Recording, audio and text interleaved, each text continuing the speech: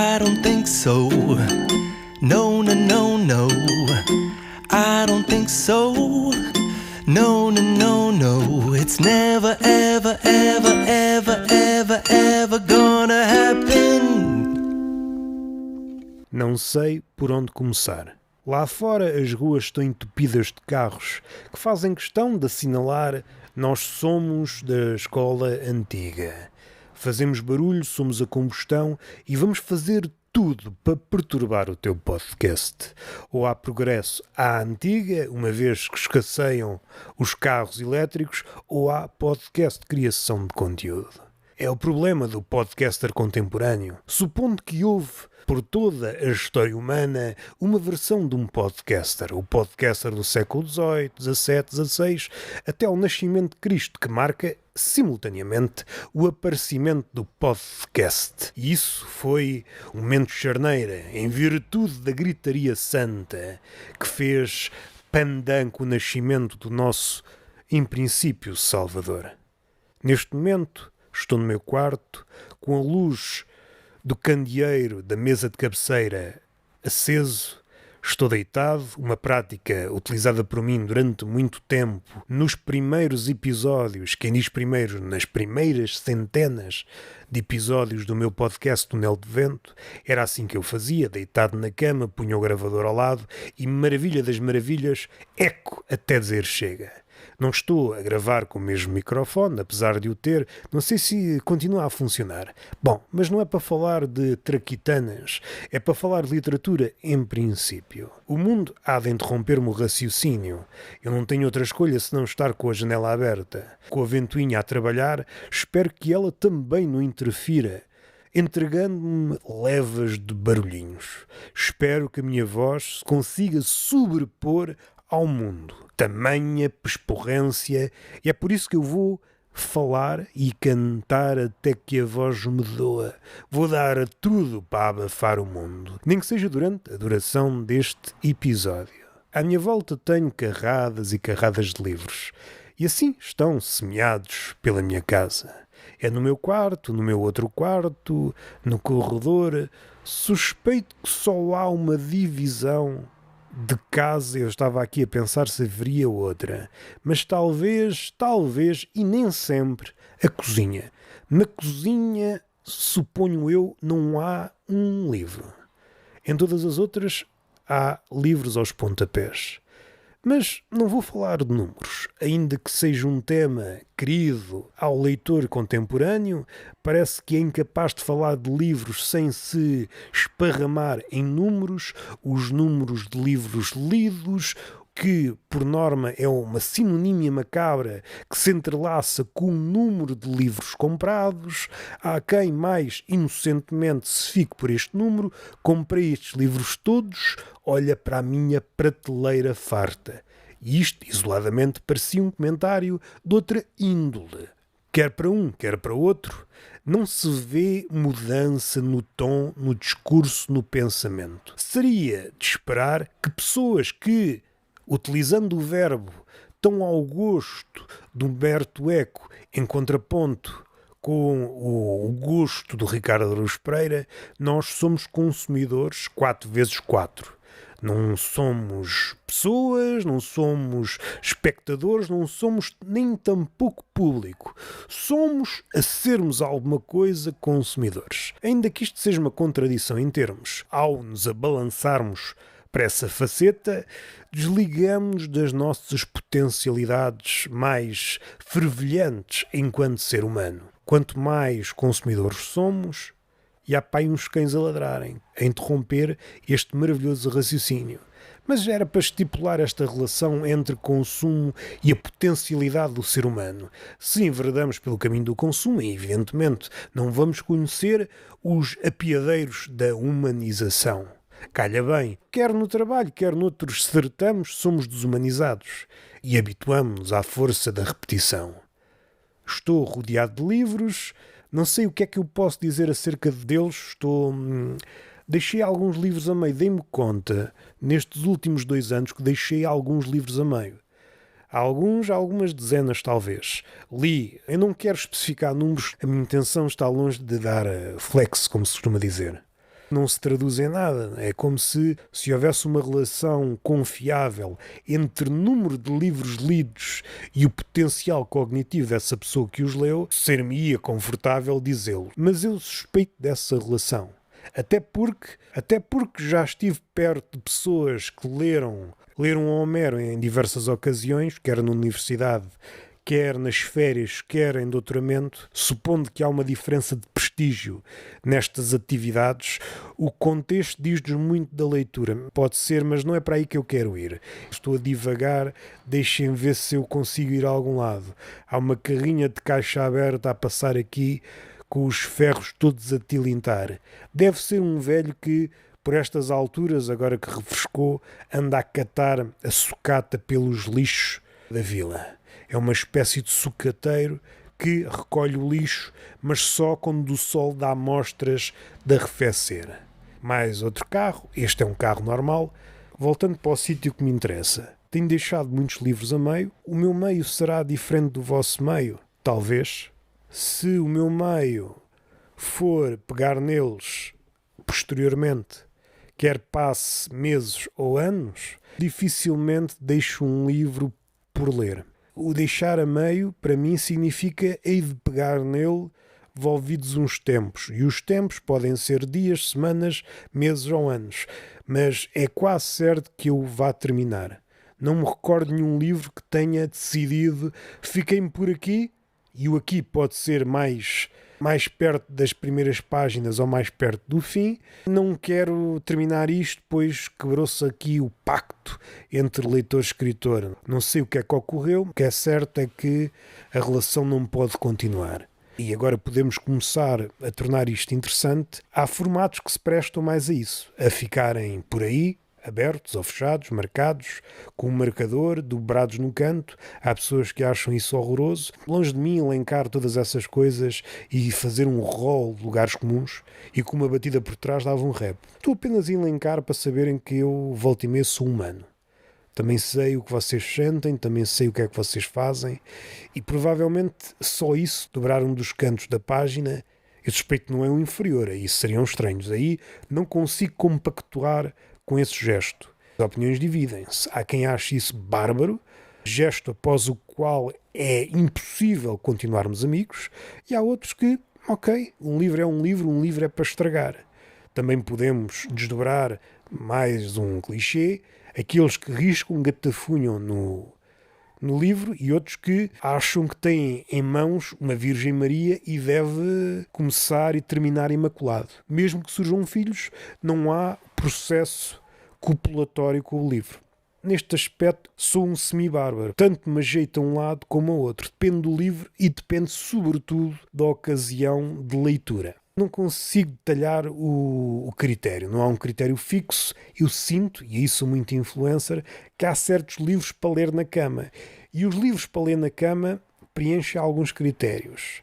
Não podem ser um calhamaço do género A Piada Infinita, ou coisa que o valha. Não precisa ter 1000 páginas. Talvez o máximo de 300 páginas. Vamos pôr o máximo de livro para a cama 300 páginas. Caso contrário, o que sucede, não tenho braços para segurar um livro com essa envergadura durante tanto tempo. Pior que isso, eventualmente vou adormecer, pois a leitura na cama presta-se à noite, vou fraquejar, o gajo está cansado e quando dá conta está armado em jardel que trocou a bola pelo livro.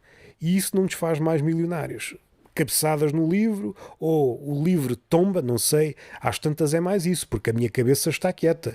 Eu não alço a cabeça e cabeçada no livro. A cabeça está quieta, vou fazer um pezinho de dança ao mundo dos sonhos, perco a força, o meu corpo desliga, é para dormir. Então esse braço no ar não faz sentido.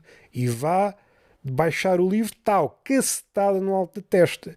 E isso faz-me acordar. Daí que eu sugiro, se vocês tiverem meia dúzia de páginas para terminar um livro e cansados, é pôr o livro em cima da cabeça e quando estiverem prestes a adormecer, o livro bate-vos na cabeça e tem esse minuto, ou esses 2 minutos, ou essa janela de tempo, providenciar-vos-á mais uns minutos e com isso acabará um livro. Dicas. Não são muito vistas por aí. No entanto, isto tem uma limitação. Há um ponto em que nós, apesar das cacetadas com o livro, o cansaço sobrepõe-se ao livro. Dizem que o livro é muita coisa, mas não consegue abalroar de uma vez por todas o cansaço. Consegue oferecer uns paliativos, uns sucessivos adiamentos, mas há um momento em que o cansaço se espreguiça e diz: a partir daqui mando eu, e aquilo que nós podemos fazer é tirar o livro borda fora. Caso contrário, pode acontecer horas depois acordarem: então, mas está tudo escuro, estou cego, e adormeceram com um livro a tapar-vos os olhos, como se vocês fossem uma espécie de casa encimada por um telhado. Confesso-vos, estava inclinado e hesitei. A minha língua fugiu-me para livro aberto. É engraçado. Nunca tinha dado conta da semelhança entre aberto e herberto. Um gajo carece de tempo para vistoriar todas as minudências. Voltando ao flagelo que é deixar livros por terminar, sendo que eu vou eventualmente terminá-los a todos, é tipo Pokémon, só que aqui sucede algo. Há géneros de livros, a falar da cama, não é? Há certos livros que eu olho para eles, este livro é para a cama. Posso olhar aqui para 4 ou 5 ou 6 livros que li mais ou menos recentemente na cama. Estes foram lidos na cama, e na cama, qual é outro critério que deve ser cumprido, além do tamanho? Há um tamanho a partir do qual é muito difícil, porque se passar ou se aproximar desse número das 300 páginas, um pouco menos ou um pouco mais, o que sucede é que, se eu começar a ler e achar interessante, então vai se tornar um livro de cama, ou essencialmente de cama, e não vou poder ler com o à vontade, vou ter que optar por formas de ladecos e etc, e o desconforto começa a assentar a reais mais cedo. Se eu puder ler de qualquer forma e feitio, isto é, a ler com o livro em cima, ao lado e etc., não me cansar os braços, teremos uma relação frutífera e despachada, expedita. Outro ponto, gosto de ler, e aqui engrosso a tribo dos que gatafunham nos livros, mas gatafunho sobretudo de livros quando estou na cama. Isto faz de mim um espécime, talvez à parte. Quando fora da cama, normalmente faço-me acompanhar com um caderno, e tudo aquilo que eu podia eventualmente sublinhar no livro, faço apontamentos esses que são complementados com ideias que eu possa ter à volta desse fragmento, ou restilhos para ideias que nada têm que ver. Como me faço sempre acompanhar com um caderno, não se justifica em horário diurno gatafunhar o livro. Poucas exceções. A melhor natureza da exceção é ela ser pouca. Se for muita, um gajo começa a duvidar. És mesmo uma exceção? Ora, entretanto há pessoas a rir lá fora. O que é que eu vos quero dizer? O lápis. Gosto de me fazer acompanhar com o lápis quando leio na cama. É estes dois critérios. Livros não muito grossos e lápis. Vou sublinhando um dos pontos e posso fazer comentários do género só ha! Ou então puxar a ideia para o outro lado, tendo em conta que o espaço que eu tenho para escrever nunca é muito. Depende da mancha de texto. Se for poesia, em princípio há mais espaço, no entanto é um género que eu não gosto de ler na cama. Foram raras as vezes que eu li poesia na cama. Já aconteceu, umas poucas vezes, mas não é o género que eu mais puxo para ler na cama. Não é o género que me seduz na cama. Se eu olhar aqui para o lado, devo dizer que, bom, à cabeça um ensaio, mas o ensaio é um género que eu leio em qualquer sítio, exceto na casa de banho, que aí é para ver TikToks. E ficção, sobretudo contos. Romances também, mas o romance começa a entrar perigosamente fora dos critérios. Pode ser mais grosso.